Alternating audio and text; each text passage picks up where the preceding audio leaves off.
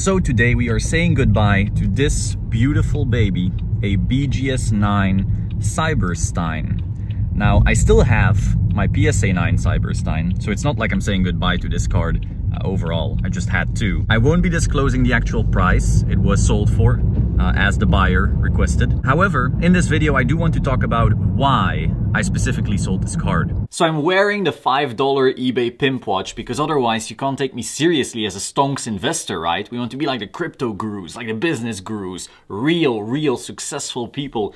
They wear these types of watches, and so now you can actually take me seriously. So why did I sell my BGS 9 Stein? That's what we are talking about today, and I think it's pretty important. We already covered the overall concept on this channel before, but I really want to drive it home with a really good example. So the idea is essentially to de-risk. What does this mean? Well, we are in a very volatile, speculative market, whether you like it or not. Even if you believe that Yu-Gi-Oh still has a massive run up to go in the long term, as I do, that does not mean that things can't go up and down and sideways and in circles. That is absolutely possible. After a crazy bull run like this, it is perfectly normal for things to settle down. That doesn't mean shit is gonna go down back to the prices that they were. Like, if you think that's gonna happen, I mean, I'm no financial advisor, but I don't think that's gonna happen. However, risks exist, especially in these types of markets. Again, do you really think that a normal, efficient market grows 1000% a year? That just doesn't happen. So in these collectible spaces, you will see a huge run up,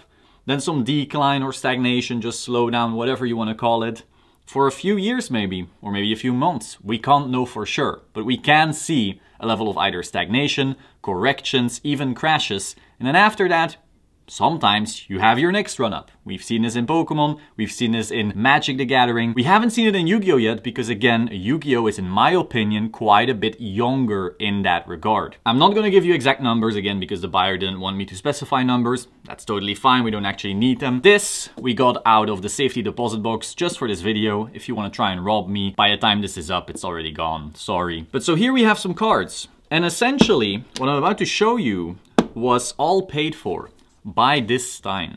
And actually even more was paid for by this Stein. So, what do we have here? We have a BGS 9.5 Mystical Elf. Absolutely gorgeous card. Love this one. Like, this is one of my favorite LOB cards.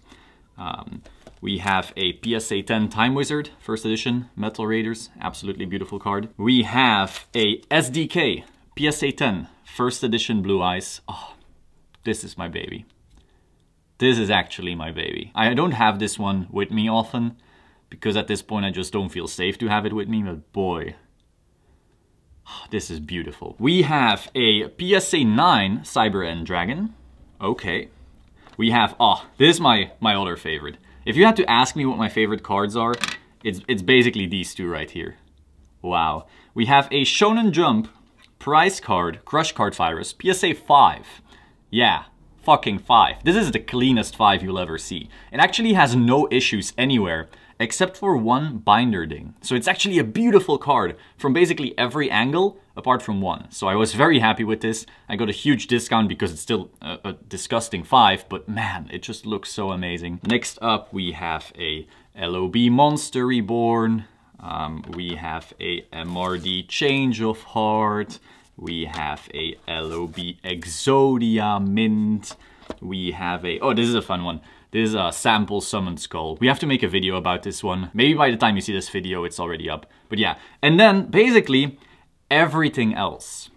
Every single card I own, and this is not all, I mean, you've seen the channel, but every single thing I own has basically been paid for by selling less than 10 items. So now, everything in my Yu-Gi-Oh collection is the house's money. There is not a single penny of me in the Yu-Gi-Oh market. And yet I still have all of this. Now, this is not some flex shit. This is not me trying to say, oh, genius. No.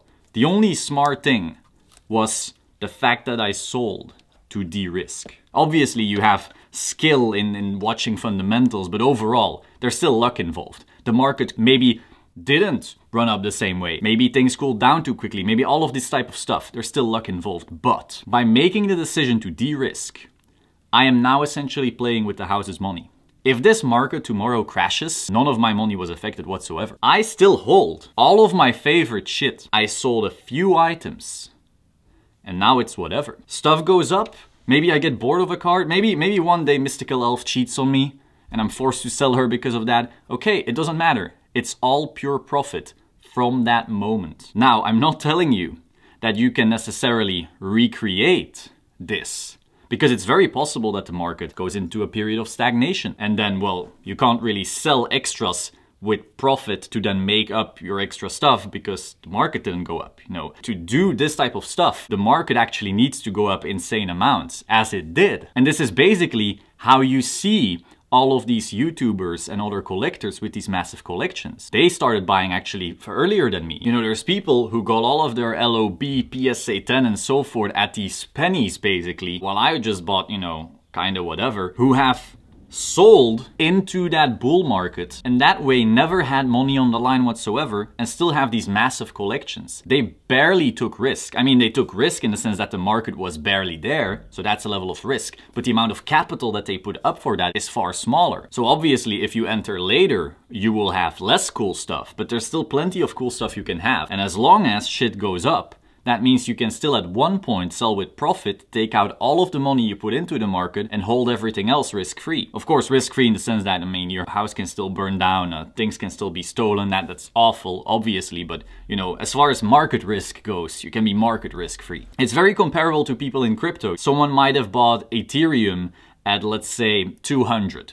Right? So they bought 5 coins at 200. So they have $1,000 into Ethereum. Then Ethereum goes up to $1,000. They sell one of their Ethereum. Now they have zero money into the market. They spent 1,000, they got out 1,000, but they still have the 4 other Ethereum. Of course, now the price is way up, so it's completely different. This example only worked a few years ago, but it's basically that concept that also works in here. And in the stock market, it works anywhere as long as the market goes up. That is a very important one. Now, do I believe that BGS 9 Cyberstein could no longer go up? Absolutely not. I'm still holding my PSA 9 Cyberstein. And I don't think I want to sell that one. That is one of my favorite cards in the collection. It's not here, it's still at the bank. But basically, everything has now been paid for. And that is so freeing. Because again, this is volatile speculative stuff. If you bought fucking Pokemon in October thinking that it was going to go way higher when other people, you know, slightly more sophisticated people maybe someone on this channel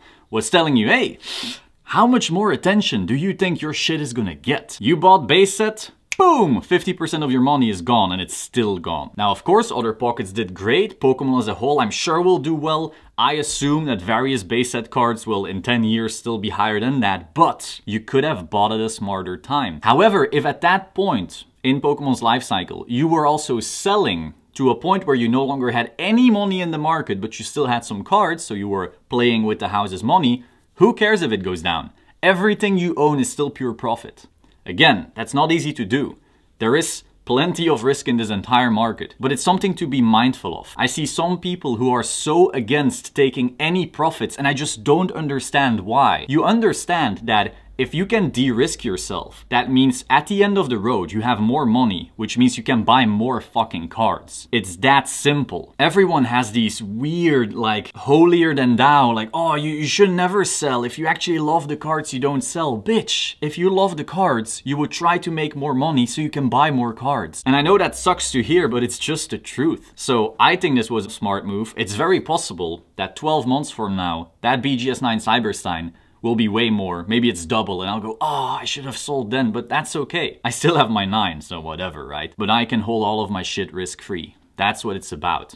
Now, if I wanted to do the big baller moves, I could still put such money now into new cards. And then if those go up surely, and you can keep on doing that. That's how people actively trade crypto and make a bunch of money. Again though, that only works as long as the market goes up. And that's a really important one. There's so many people who are, you know, leveraging up even. They're essentially lending money to try and do this trick. But in the process, maybe the market goes down and then that leverage actually works the other way on you. That's when you get caught with your pants down. But so yeah. That's basically the video. I am still buying right now, by the way. I just am more strategic about my buys. I feel right now the market is very, very hot. And so I think, okay, maybe I'll not buy this thing, but oh, this one is actually 30% off. That's interesting. Basically, be patient. There's moments to FOMO and there's moments to be patient. You don't necessarily have to think, oh no, this market is going to double again and again and again and again. And it might. I'm not telling you that it can't, because heck, even last year, people were saying, oh, it's gonna dip any moment now. This bubble is gonna pop. It could, but maybe it doesn't. So just be mindful of what you buy. Be mindful when you sell. Try to make sure that you're not over leveraged on this stuff, because if you are over leveraged and the market turns and you need to start selling shit at a loss because you need to cover actual living expenses, that is not the move. I always try to make this channel very rational and trying to make sure that people don't fog themselves in the ass. But we can also be bullish sometimes. I still love these cards. I still think that 10 years from now, this stuff will be worth more. But that's just my take. I'm just a 24-year-old Timmy, right? Hope you found this interesting. Be sure to like, comment, subscribe, and I will see you soon. Ciao.